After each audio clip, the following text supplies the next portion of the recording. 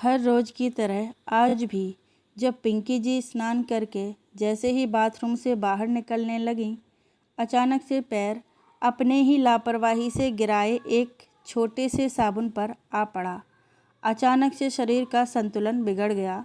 झटके से पैर फिसला और हादसे ने संभलने का मौका भी नहीं दिया। टॉयलेट के साथ लगे नल पर जैसे ही जाकर सिर टकराया, खून एक फव्वारे की तरह बह निकला। कूल्हे के दर्द ने बता दिया कि आज यह जिस्म नियंत्रण से बाहर है। आँखों के आगे अंधेरा छा गया। कौन कहता है कि हादसे सिर्फ सड़कों पर ही होते हैं? घर में भी ऐसा भयानक वक्त उसके साथ आ सकता है, ऐसा तो पिंकी जी ने सपने में भी नहीं सोचा था। बड़ी मुश्किल से उसने खुद को संभाला। आज अपनी मदद खुद करनी थी, इसलिए हिम्मत भी बहुत ज़रूरी थी। किसी तरह खुद को घसीट कर बाथरूम से बाहर बेडरूम में लाई तो बेड के साथ वाले टेबल पर फ़ोन पड़ा था। यह टेबल बाथरूम से इतनी दूर है, उसने आज तक कभी सोचा ही नहीं था। दर्द की चीखों ने एक झटके में ही आज उसे उसकी औकात दिखा दी। फर्श पर रेंगती रेंगती फ़ोन तक पहुंची। अपनी सहेली रमा को फ़ोन किया। कहते हैं ना, जब दुख आता है तो ईश्वर समाधान का भी एक द्वार ज़रूर खोल कर रखते हैं। रमा फ़ोन को उस वक्त अपने हाथों में ही लिए बैठी थी। फ़ोन सुनते ही बेटा विनय के साथ थोड़ी ही देर में पिंकी के घर के बाहर थी। दरवाज़ा अंदर से बंद था। रमा भागकर पीछे गई। विनय दीवार पर चढ़कर रसोई की खिड़की से अंदर गया। खून से लथपथ पिंकी ज़मीन पर पड़ी कराह रही थी। माँ बेटे दोनों ने मिलकर उसे गाड़ी में बिठाया और तुरंत अस्पताल ले गए। थोड़ी देर में डॉक्टर ने बताया कि माथे पर टाँके लगे हैं और कूल्हे की हड्डी टूट गई है। तकरीबन 1 से 1.5 महीने तक चल फिर नहीं पाएंगी। यह सब सुनते ही रमा बहुत दुखी हुई। विनय ने माँ से पूछा कि अब क्या किया जाए माँ? बेटा, मुकेश नोएडा में रहता है, उसे ही खबर देनी होगी। क्या तुम जानती हो उसे? विनय ने पूछा। आप दोनों की दोस्ती कैसे हुई माँ? विनय एक साथ माँ से पिंकी जी के बारे में जानने को उत्सुक हुआ। नहीं, एक बार ही मिली हूँ उससे, जब पिंकी की रिटायरमेंट की पार्टी थी। मुकेश अपनी पत्नी महक और दोनों बच्चों के साथ आया था, तभी पिंकी ने मिलवाया था। बात करते करते रमा कई साल पीछे चली गई और एकदम से ख्यालों के बहाव में बहने लगी। बहुत ही अलग वक्त था। पिंकी और मैं एक ही स्कूल में टीचर थी। पिंकी एक बहुत ही मेहनती और कम बोलने वाली शख्सियत के रूप में जानी जाती थी। अपने काम में ही ज़्यादा व्यस्त रहती थी। स्कूल के दौरान अच्छा वक्त हमने साथ बिताया। रिटायरमेंट के बाद भी उन्होंने मुझे कभी कभार फ़ोन कर लेती थी।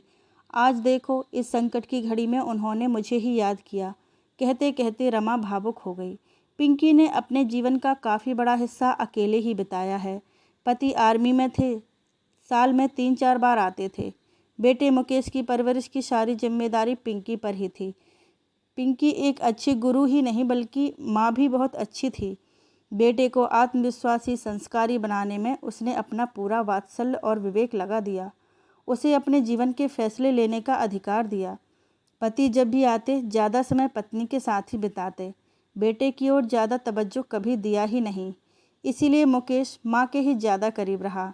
नोएडा में किसी बड़ी कंपनी में बतौर इंजीनियर काम करता है। किसी पार्टी में महक मिली तो शादी का मन भी उसी ने बना लिया। 9 साल हो गए हैं उनकी शादी को। 6 साल पहले मोतीलाल जी पिंकी के पति रिटायरमेंट लेकर आ गए थे। पति पत्नी बहुत खुश थे, खूब सैर सपाटे किए। 3 साल पहले पिंकी स्कूल से जब रिटायर हुई तो मोतीलाल जी ने बहुत बड़ी पार्टी की थी। पिंकी बताती थी कि उसके बाद से उनका स्वास्थ्य गिरने लगा। मदिरा और धूम्रपान की आदत से उनकी पहले एक फिर दूसरी किडनी ने काम करना बंद कर दिया। पति को अच्छे से अच्छे डॉक्टर के पास लेकर गई, लेकिन कुछ फ़र्क नहीं पड़ा। सारी जमा पूंजी इलाज में चली गई। बेटे की अपनी जिम्मेदारियां थीं, इसलिए उसे कुछ नहीं कहा।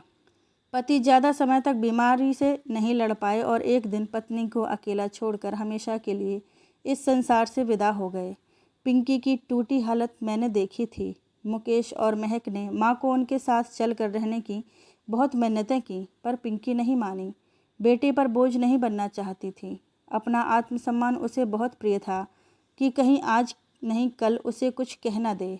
इसी सोच में उसने अकेले रहने का फैसला किया। लेकिन आज देखो, हालात ने लाकर वहीं खड़ा कर दिया। जहाँ से वो सदा बचती रही। थोड़ी देर में नर्स ने आकर बताया कि पिंकी आपसे बात करना चाहती हैं। दोनों भागकर अंदर गए।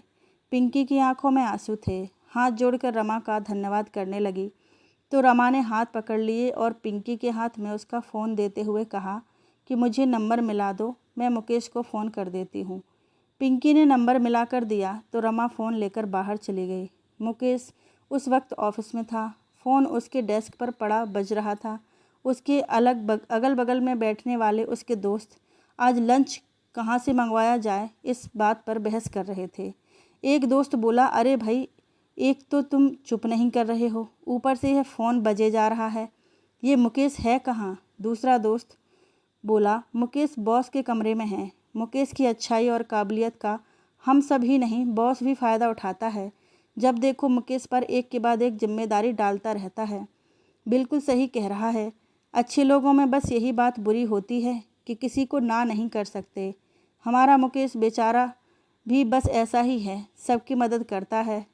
अरे वो देखो, सामने से मुकेश आ भी गया। मुकेश, यार तेरा फ़ोन बजे जा रहा है। मुकेश के फ़ोन सुनते ही चेहरे का रंग उड़ गया। भागकर बॉस के ऑफिस गया और दोस्तों को यह कहकर कि 2 दिन के बाद मिलते हैं, निकलने ही वाला था कि सूरज ने पकड़ लिया। क्या हुआ यार, सब ठीक तो है? नहीं, सब ठीक नहीं है। गांव से मेरी माँ की दोस्त का फ़ोन था। मेरी माँ के साथ हादसा हुआ है, गिर गई हैं, काफ़ी चोटें आई हैं, अस्पताल में हैं, मुझे जल्दी माँ के पास पहुँचना है, कहकर मुकेश जल्दी से निकल गया। मुकेश ने घर आते ही पत्नी महक को बताया कि वो माँ को लेने जा रहा है, उनका कमरा तैयार कर देना और एक सहायिका का इंतज़ाम भी कहकर जल्दी से निकल गया। महक चुपचाप एक तरफ बैठी पति की चिंता, हड़बड़ाहट और उसके मन की व्यथा को बिगाड़ने वाली खबर सुनाने को चुपचाप देखती रही। अभी 2 साल पहले ही उसने नौकरी शुरू की, घर की थोड़ी आर्थिक व्यवस्था संभलने लगी, बैंक की नौकरी मिली, बच्चों के साथ अब कभी कभार शॉपिंग या बाहर अच्छे रेस्तरां में खाने के लिए सोचना नहीं पड़ता था। इस नई दैनिकचर्या के साथ महक ने अपना अच्छा तालमेल बिठा लिया था, लेकिन अब माँ के आने से फिर से एक नई शुरुआत। मन से वो इस आगमन के लिए बिल्कुल तैयार नहीं थी, लेकिन जिम्मेदारी से पीछे हटना इन परिस्थितियों में बिल्कुल भी गलत और असभ्य था। महक ने जल्दी ही खुद को इन सब से बाहर निकाला और बच्चों के स्कूल में पीटीएम के लिए जाने को तैयार होने लगी, जिसके लिए आज उसने छुट्टी ले रखी थी। 3 दिन के बाद मुकेश गांव के घर की जिम्मेदारी पड़ोसी को देकर माँ को लेकर नोएडा चला आया। महक ने दिखावे के भाव से सासू माँ का अच्छा स्वागत किया।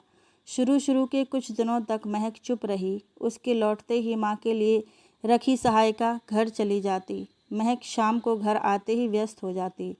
बच्चों का होमवर्क, रात का खाना, सुबह के खाने की तैयारी उसकी कुछ ही दिनों में बस होने लगी थी। मुकेश से मदद की ना पहले उम्मीद थी ना अब। पहले कभी कभार वो 1-2 दिन यूं ही निकाल लेती थी। बच्चों के लिए सैंडविच बना दिए, अपने दोनों के लिए फ्रिज में बचा कुचा निकाल लिया, लेकिन अब हर रोज़ उसे आकर पूरा काम करना पड़ता था। खर्चा दिन प्रतिदिन बढ़ने लगा। माँ की दवाई, खुराक, सहायिका का वेतन। महक पहले कम फिर ज़्यादा बड़बड़ाने लगी। पति काम से आता तो पत्नी का फूला शिकायतों से भरा चेहरा देखता। बच्चों पर घर की नकारात्मक गतिविधियों का असर ना हो, इसलिए मुकेश हर बात को बंद कमरे में सुलझाने की कोशिश करता और कभी थका मांदा होकर भी पत्नी और बच्चों को खाना खिलाने बाहर ले जाता। पिंकी जी साथ तो नहीं जाती, लेकिन शुक्र मनाती कि थोड़ी देर के लिए चिक चिक से निजात मिलेगी।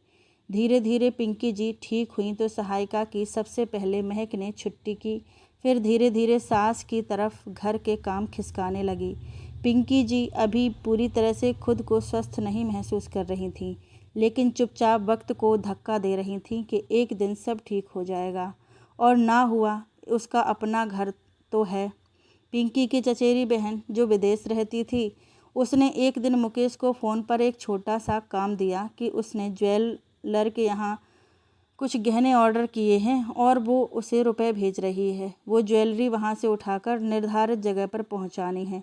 मुकेश ने घर आकर महक के साथ 3 दिन बाद चलने का प्लान किया। महक बहुत खुशी से तैयार हो गई। आखिर गहने ना भी लेने हों, देखने का भी मौका बढ़िया है।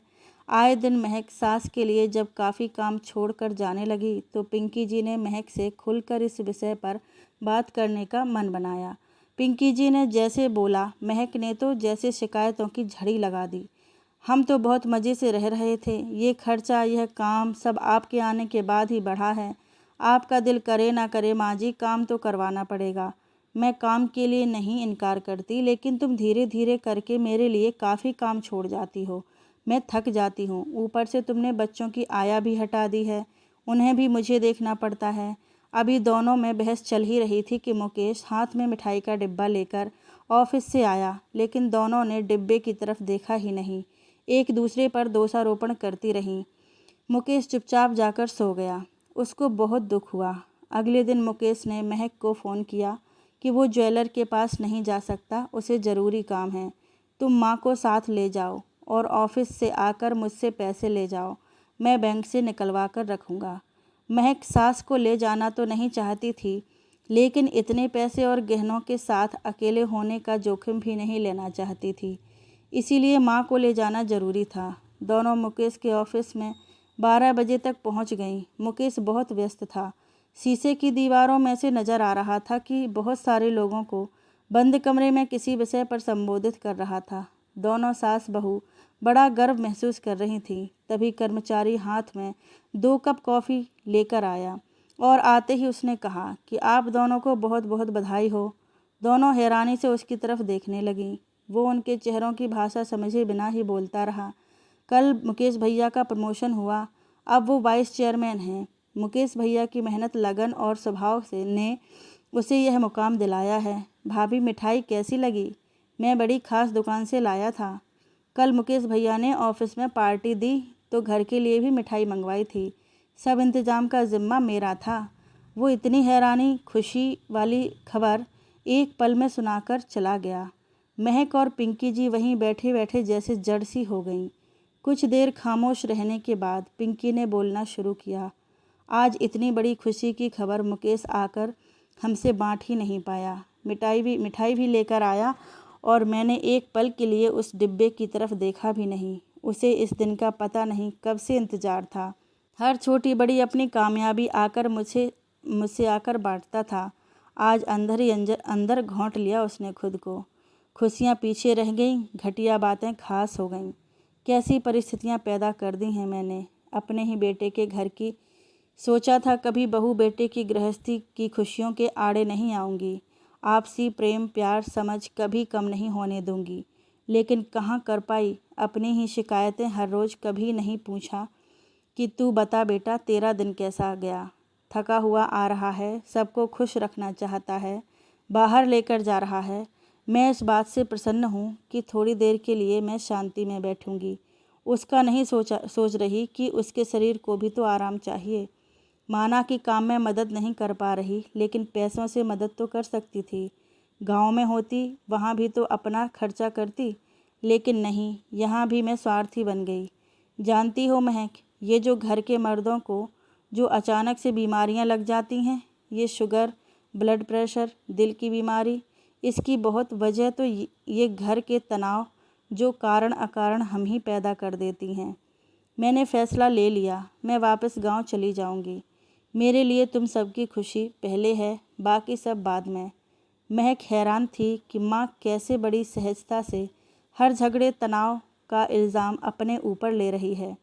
इतना बड़ा दिल सच में एक माँ का ही हो सकता है। सच तो यह है कि वो ही अपनी सास को अपने घर में अपना नहीं पा रही थी, इसलिए हर छोटी बात को बड़ा बनाकर घर का माहौल ख़राब कर रही थी। मुकेश का स्वास्थ्य, बच्चों की एक सही माहौल में परवरिश, माँ के प्रति फ़र्ज, इन सब में उसकी भूमिका भी उतनी ही ज़रूरी है जितनी मुकेश की। वहीं बैठे बैठे सारा मन के विषाद का अंधेरा जैसे छटने लगा। एक सुंदर कल की तस्वीर नज़र आने लगी। माँ की आंखों में जो उसके लिए प्रेम था वो नज़र आने लगा। सासू माँ का हाथ में पकड़ कर बोली, नहीं माँ, आप कहीं नहीं जाएंगी, आप हमेशा हमारे साथ रहेंगी, हमें आपकी ज़रूरत है। आज दिल पर जो प्रेम की दस्तक हुई है उसे जीवन के भीतर लाना है। मुझे अपनी हर गलती दिखाई भी दे रही है और उसे सुधारने का रास्ता भी। गांव जब भी जाएंगे सब साथ मिलकर जाएंगे। पिंकी जी ने प्यार से महक को देखा और उसके हाथ को अपने हाथ में लेकर भावुक होकर मुस्कुराकर सहमति में सिर हिलाने लगीं। तभी मुकेश पैसे हाथ में लेकर आ गया। माँ पत्नी को साथ में हंसते देखकर बोला, अरे वाह, आज कहीं सूरज पश्चिम से तो नहीं निकला? महक हंसते हुए बोली, नहीं जनाब, सूरज तो पूरब से ही निकला है, लेकिन एक सूरज आज और भी उगा। उसकी खुशी हम आज रात बाहर किसी अच्छे रेस्तरां में चलकर मनाएंगे। मुकेश निशब्द से इस लम्हे की खुशी में डूब गया।